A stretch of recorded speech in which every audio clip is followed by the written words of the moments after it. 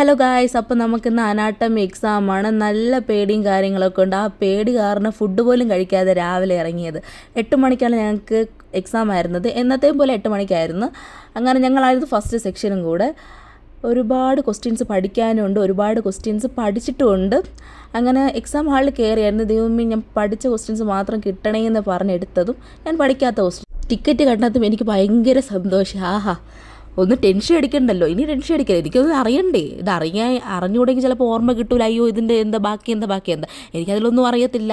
പിന്നെ എവിടെയോ എന്തൊക്കെ പഠിച്ച ഒരു ഓർമ്മയും കാര്യങ്ങളൊക്കെ വെച്ചിട്ട് എന്തൊക്കെ ആലോചിച്ചപ്പോൾ എന്തൊക്കെ കിട്ടി. ഞാൻ ചോദിച്ചപ്പോൾ എന്തൊക്കെ പറഞ്ഞ് പിന്നെ പാസ്സൊക്കെ ആയിട്ടുണ്ട്. അപ്പോൾ ചെറിയ വിഷമമൊക്കെ ഉണ്ട്, പിന്നെ നല്ല വിശപ്പും ഉണ്ട്. അങ്ങനെ റൂമിലോട്ട് വന്ന് ഒരു കട്ടൻ ചായയൊക്കെ ഇട്ട് കുടിച്ചായിരുന്നു. ഇനി കുറച്ച് നേരം ഉറങ്ങണം, നല്ല ഉറക്ക ക്ഷീണമുണ്ട് 2 ദിവസത്തേത്. അപ്പോൾ നാളെ നമുക്ക് ഹിസ്റ്റോളജിയാണ് എക്സാം. ചാനൽ ഇഷ്ടപ്പെട്ട സബ്സ്ക്രൈബ് ചെയ്യാൻ മറക്കരുത്. Bye bye.